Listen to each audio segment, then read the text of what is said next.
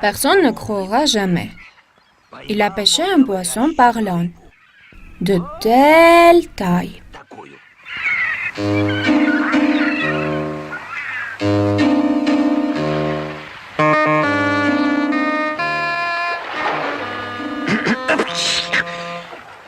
Écoute, bonhomme, jette-moi dans la mer, chez moi. Oh là là, un poisson parlant. Toute ma famille sait parler. Et mon père parle, et ma mère parle, et mon grand-père aussi. Il dit, fais-le bien et jette-le dans une rivière. Un jour, il te sera rendu dans le désert.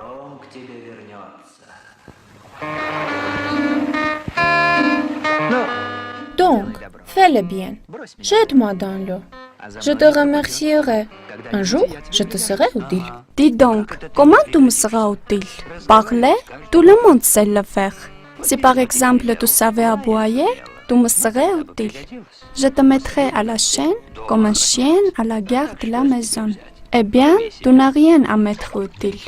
Nage. Et maintenant, on n'aura rien à manger. Et... Me voilà. Pourquoi tu m'as appelé? moi? Tu as dit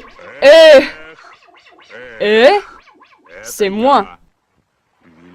Le grand, le puissant, le généreux magicien est.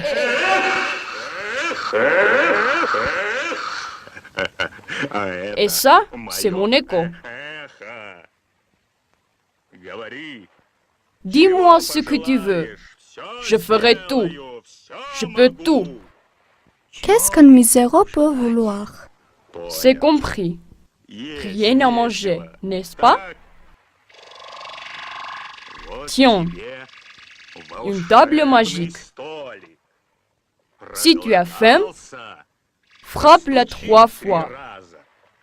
1, 2, 3. Et voilà.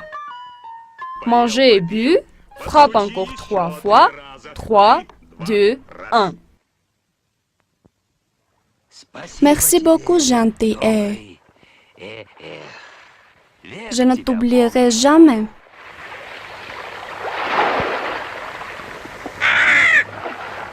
Tu ne m'oublieras pas. Jamais. Tu te souviendras de moi toujours. Je te promets. Ma femme, ma femme.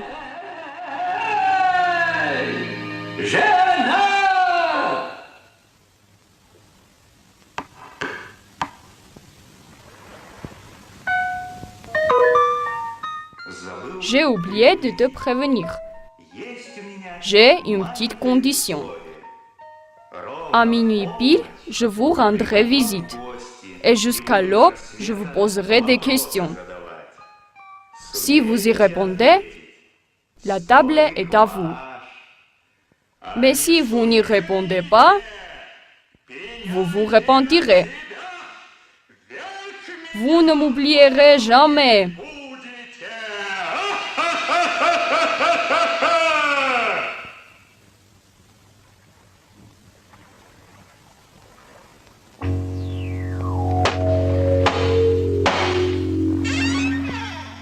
Brave Jean, laissez-moi passer une nuit chez vous. Oh mon fils, c'est mieux pour toi de chercher un gîte ailleurs. Le minuit, un monstre nous rendra visite et nous perdra. Et toi avec nous. C'est vrai mon fils. Mais il y a encore du temps avant la minuit. On verra.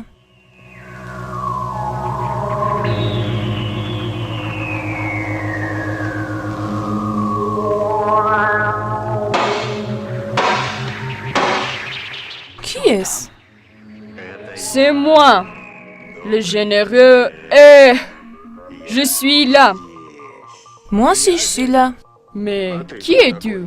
D'où tu viens? De l'autre côté de la mer. Comment tu es venu ici? J'ai celui une petite bateau, je l'ai monté, je suis venu ici. Est-ce que la mer c'est une mare? Peut-être c'est une mare, mais l'aigle n'a pas pu franchir cette mare. Ça veut dire que cet aigle est un béjon? Peut-être c'est un béjon, mais l'ombre de ses ailes couvre la ville. La nuit tombe dans la ville. Probablement la ville est minuscule. À travers cette ville, un lièvre courait et n'a pas pu la parcourir. Ça signifie le lièvre est petit? Un simple lièvre. De ça, on a préparé une longue plisse. Où ça? Dans cette ville, où le lièvre courait, sur laquelle l'ombre de l'aigle est tombée, et il s'est vadrouillé. Qui s'est vadrouillé? Cette plisse, qui était préparée de la peau du lièvre, dans la ville où la nuit tombe quand le béjon s'envole. Quoi? Quoi? Sur la piste boiteuse de l'autre côté de la mer, que le lièvre ne pourra pas franchir, l'aigle ne pourra pas parcourir. Même si cette mer n'est pas une mer. Et on a préparé de la peau du lièvre une plisse qui s'est mise à se vadrouiller. Et tout à coup, le lièvre saute. Quel lièvre? Le lièvre tué, il a sauté à la bonne aventure. Donc on a préparé une plisse sur laquelle est tombée l'ombre de la puce et a tué le lièvre. Même si le lièvre n'est pas un lièvre, mais un aigle. Quel lièvre? Quel aigle? Quelle puce?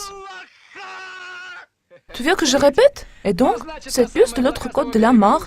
Ah, ça suffit! Et attends, il reste encore beaucoup de temps jusqu'à l'aube.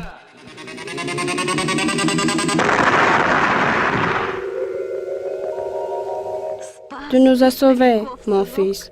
Tu nous as sauvés de la mort. Qui es-tu? Au moins, dis ton prénom. Mon grand-père dit toujours, fais le bien et jette-le dans une rivière. Voilà que je t'ai été utile.